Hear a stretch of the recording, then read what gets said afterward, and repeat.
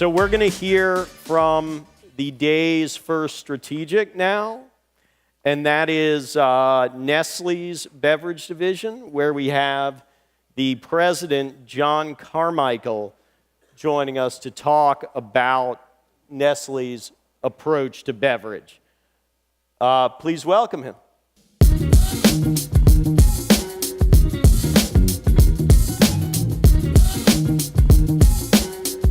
All right, so first of all, exciting couple of days here. I always get a lot of learning, a lot of inspiration from these. I think if you leave an event like this with so many inspirational stories that unchanged, you're not human. And I thought today maybe what I do is just go over a little bit of how we're thinking, how we're changing, how we're learning as an organization, and provide some context. And then Jeff and I can talk about maybe some of the specific things that maybe of more interest to you guys. That make sense?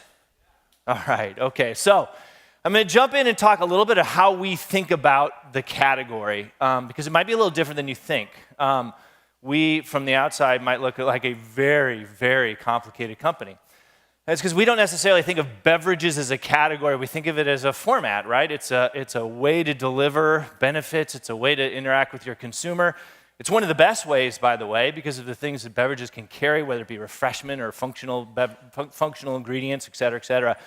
But we think about it more from a need state perspective. You know, what are consumers looking to achieve? What job are they looking to hire a product for? And how do we then line up our products accordingly? And so we have beverages in many of our different organizational structures, but we don't organize around beverage, which is pretty important. So just to give you a little grounding, the one on the left is the group that I run, and you might think of it as coffee, milks, creamers. Some of our powdered businesses are there. To my left, your right, is Nestle Waters, which is an independent company, and this is where you see all of our waters and some of our ready-to-drink juices. The third one over is Nestle Professional. You might think of that as institutional hospitality. So I'll stop there for a minute and say what you can see is those are very different occasions for a consumer. They look at that occasion very differently. They're looking for different things out of that occasion. There are complements in some instances that aren't beverages in those occasions, and so that's why we do it accordingly. The other three on here are smaller. Nespresso is a direct-to-consumer model, very high-end pod, single-serve coffee business for us. Nestle Health Science is where we have some of our nutritionally focused specialty products. So Boost and Breakfast Essentials is there, and then the one on the right is our infant business, obviously Gerber being our hero brand in that need state. All of them have beverages in it. Most of them have liquid beverages in it. Some of them have powdered beverages in it, but they're there to do a job for a consumer, and therefore they're arranged quite differently. This is our founder. This is about 200 years ago, this guy here. And his story's not unlike the ones that I've heard over the last couple days. This guy's name is Henri Nestle, and he started because there was a high infant mortality rate where he lived, which was Switzerland, and he took together oat flour, some cow's milk, and some sugar, and made a paste that babies and infants could eat, and he saved lives. And that's a big part of who we are, is changing the world. It's a big part of what I heard you guys are over the last couple days. Nestle's made up of a lot of brands. A lot of brands have very similar stories. They were started in similar ways than many of you are starting companies today. One might even assume, and I don't know, that was the hipster beard of its day. I don't know, could be. So, and a lot of them have stories. Values are important, okay? So as you guys are looking for companies to partner with, values are critical. They're very, very important to us that they're consistent with who we are and what we're trying to build. I think one of the most exciting things for me, and we purchased Chameleon coffee not too long ago, is working with Chris Campbell, who is that founder, because our values are so closely aligned. And one of the coolest things, and it's a little bit geeking out, I'll take that responsibility, is getting the people who are doing all the sustainability work for Nestle and coffee farmers and coffee farming with Chris and all the great sustainability work that his team is doing, and realizing how we can together amplify that in a different sort of way. So as we're thinking about growth, which is what this conversation's all about, regardless of the scale that you're looking for, this is a growth conversation, we're thinking about it in three ways. So, and I'm going to go over a little bit more detail on all of this. In the middle is our current brands. We fundamentally believe, and it's our first priority, that our current brands are and can be highly relevant even in this massively dynamic marketplace that we're all in. Coffee Mate is the one shown here. Coffee Mate made a play into Coffee Mate Bliss, which was a pure play. Then it went into plant. Now with Artisan Cafes, it's going into premium. Coffee Mate will grow $60 million this year, right? So it continues to be highly relevant, and it is our first priority. And if I can take the high risk of going forward 2 slides. In our core brands, the opportunities as this food and beverage landscape has exploded are tremendous. These are some of the things that we look at as we look at our core brands. We've got $7 billion brands in the organization. They remain very, very important to us. But we also have to be intellectually honest with ourselves. Our brands can't go everywhere. Our brands can't do everything that we want to do as a company. And so we're pretty aggressive at figuring out how do we expand that and get into other markets through brands that we might either build or buy. On the left is something we've been doing a lot of recently, which is sort of internal innovation in a big way, where we'll peel off some folks. We often use external people to help inspire us in these particular instances and build new brands and new product propositions. This one that you're looking at here is Outsiders Pizza, which is on the right, and a very small group of people internally put that together and built a regionally inspired pizza brand at a price point that is double anything that we currently sell in the marketplace. It taught us, frankly, our product developers, our factories, things that we didn't know we could do. So it, again, as a matter of learning, it's been fantastic for us. Outsiders, we've been tinkering it in the marketplace a little bit. We tend not to be too patient. It's one of our problems as an organization. We'll launch this nationally this year, and we expect it to do about $50 million. So we can make just about anything, right? I mean, as far as product development, we have an ability to make things under both categories. We can make them very, very well. And so when we're looking for acquisitions, it's very specific things that we're looking to add to the organization. We have been doing acquisitions. I talked to you a little bit about Chameleon. I think Sweet Earth is one in our food space. I'll talk about a couple others. But when we're looking to add things to our portfolio, it's fundamentally grabbing something that we can't do ourselves. It's generally not a product, although in many instances where people have gotten into products early and established a leadership position in an emerging trend, it's very interesting to us. It's generally about a brand and a story behind a brand and a value system that fuels that story. So that's really important to us. It needs to be incremental. I'll talk about how we think about that in a minute. And it's often about a founder, right? I think a lot of people now are looking to do something really quick and sell out. That's probably not a good fit for us. I think the soul of Chameleon Coffee resides with Chris Campbell in Austin, Texas.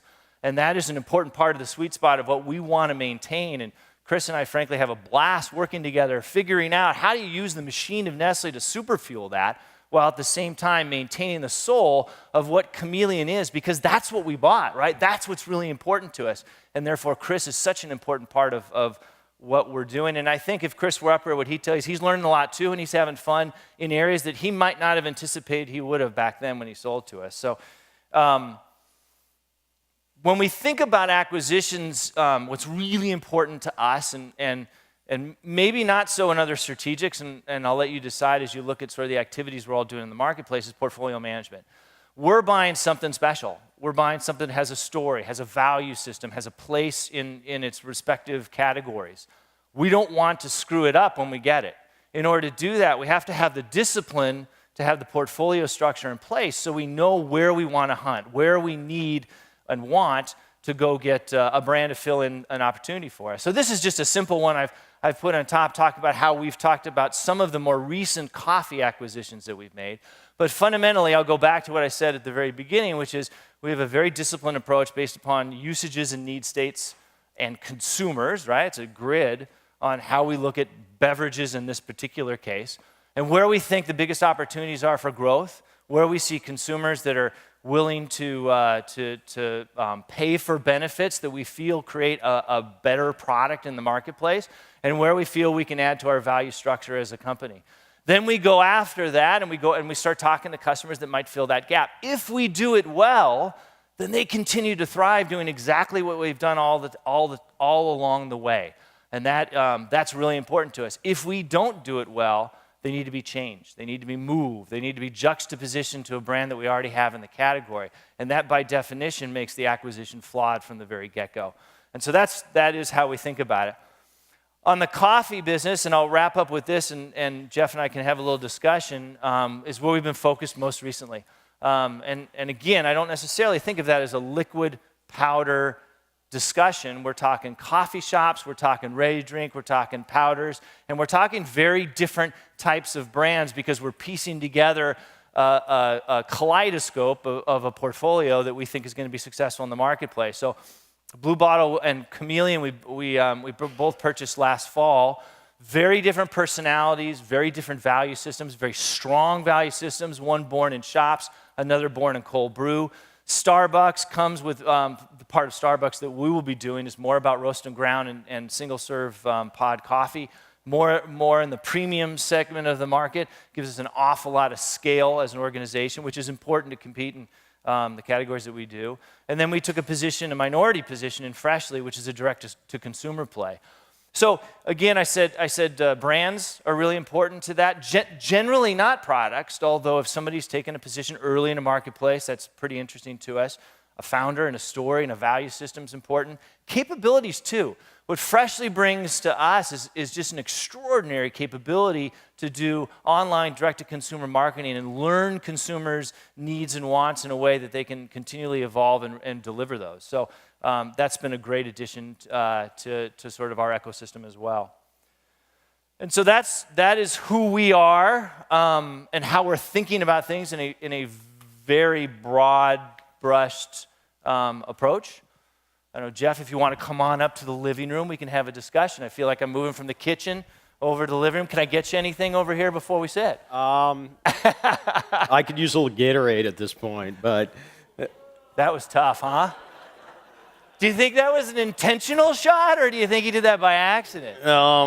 Okay, I could use some watermelon water, a couple of kombuchas. Or a delicious Poland Spring. Anyone got bourbon? Because that would be really nice. Are you holding bourbon, John?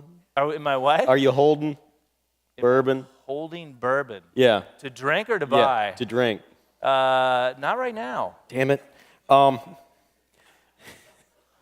So the entrepreneurs, when they're looking at strategics, when they're evaluating opportunities to have a strategic partner, you mentioned that you've got, we don't just have beverage, there's some pairings we could do. Should they be looking at the ability of a strategic to position them alongside complementary products? Yeah, I would. I think it's important to understand where you fit into a big company's ecosystem. And again, it depends on what you're after. If there's somebody who's looking to exit, then it's probably less important to them, although I would expect it's their baby, and obviously they have a lot of passion behind it. But the ongoing ability for a brand, a product, a value system to thrive is going to depend on what the strategic is going to do with it. And so I think that's critically important.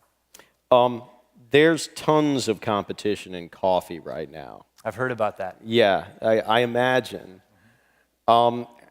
What's your sense of how many more acquisitions we should expect?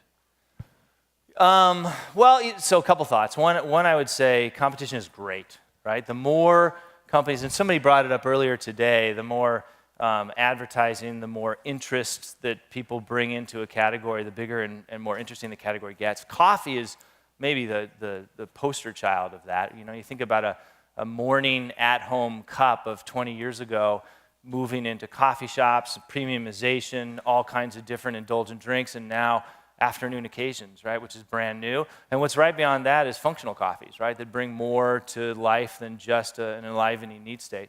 So you got a habitual routine there that if it can be complemented with other sorts of habitual things, you're going to bring whole new categories. So I think it's great. I think I especially am excited about some of the younger, smaller companies out there that are bringing new things to the category versus the bigger folks out there that are, but I think they'll bring more pressure and more interest to the category as well. There's something super interesting about coffee also because it's not just need states, it's also places that it's consumed. True. You guys are now in the on-premise business. Yep. What are the learnings there, and is there a sort of, is there also a notion that we need to compete more on-premise with JAB? Well, I'd say, so two thoughts on that. One, the kind of consumer intimacy you get from having that immediate face-to-face reaction over a product, coffee or anything else, is invaluable. The insights you get from it, the ability to test things out and get consumer input immediately is something that is really a luxury in the CPG world we don't have.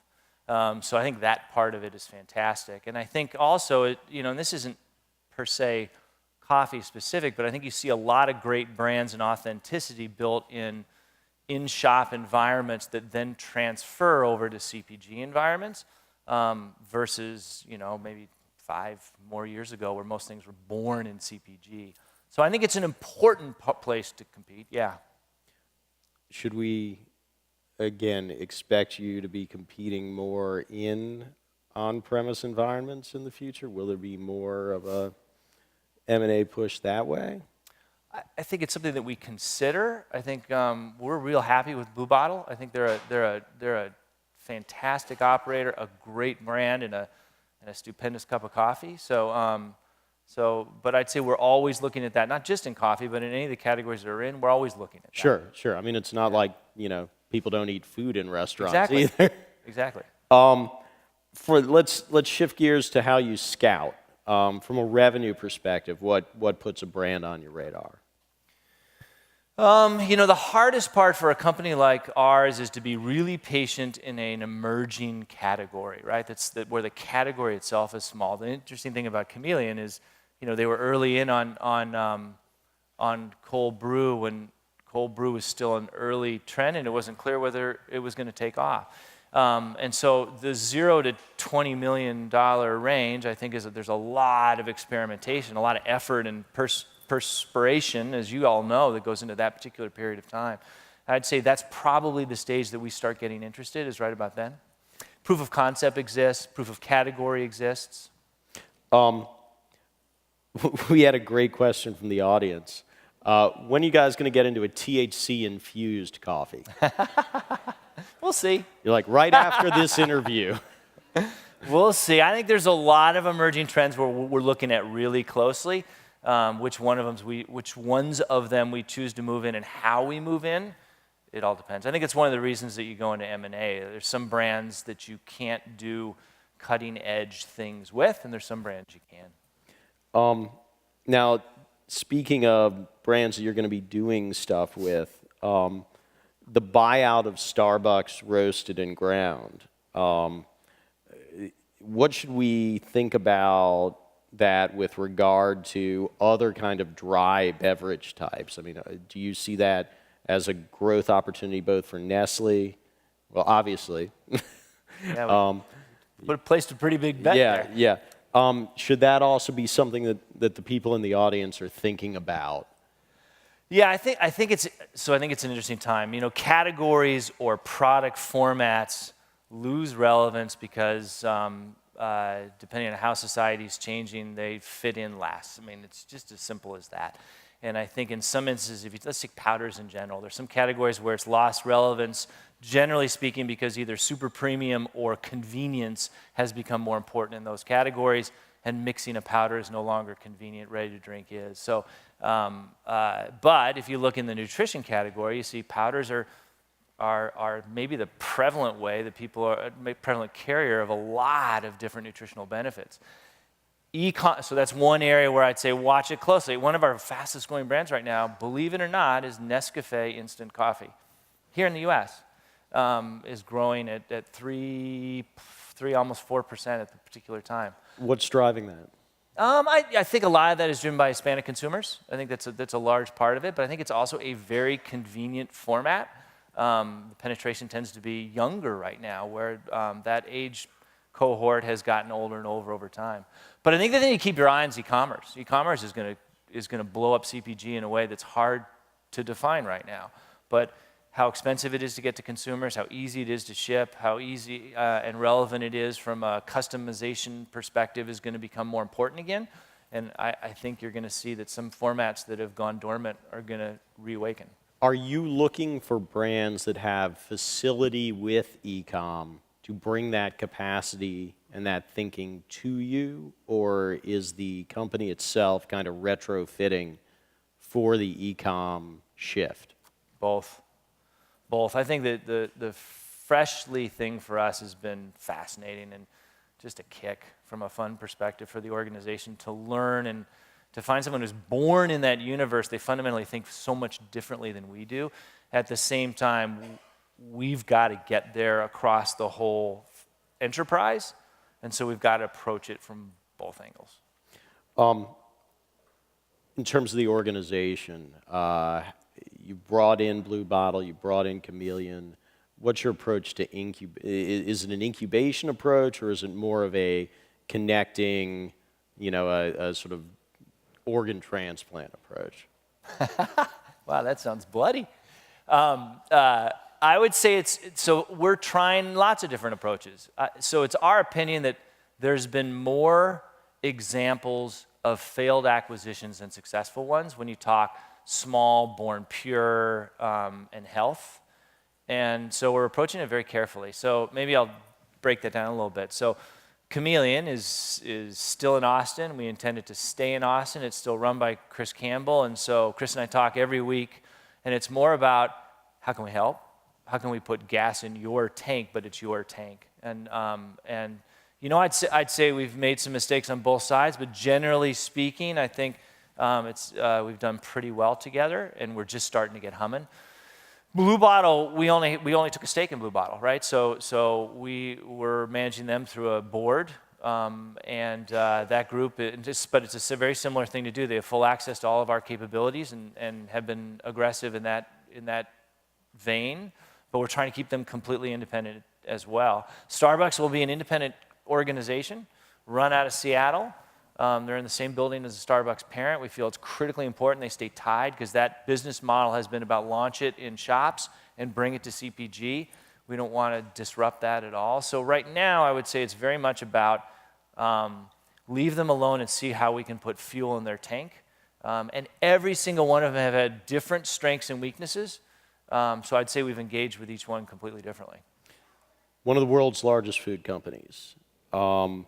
You've worked in pizza and snack, you're working with beverage, going back to food. I am.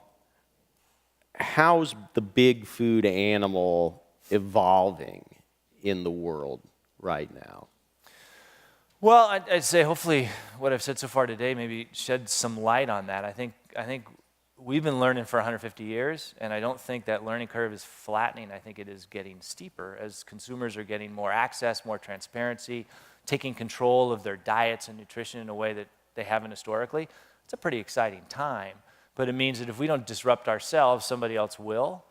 We're a highly decentralized company, both geographically and, as I showed you out, by segment. So I like to think that does enable us to evolve more quickly than maybe some competitors that are also big.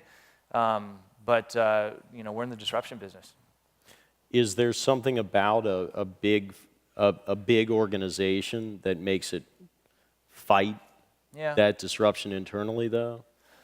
Well, I mean, if you think about when we were born, right? Everybody who's starting to raise a family, start a company is doing it in this environment, which is, as I say before, it's all about transparency and taking control of diet and nutrition in a way that's unique. Most of the older CPG companies were born in a time of food safety, right? And distribution being the primary things. And so I think some of the traits that go along with that are methodical. Get it right, be thorough, be safe, don't mess up. And so I think that's where you're seeing a lot of maybe our peer group stumble a little bit, is that is deeply ingrained in some of our cultures. And so changing our cultures is an important part of continuing to be a relevant company.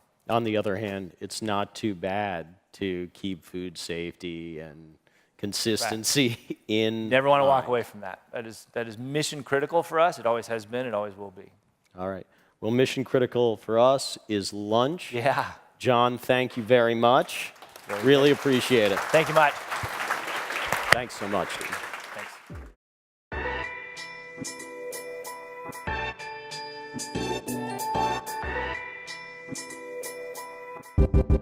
Thanks.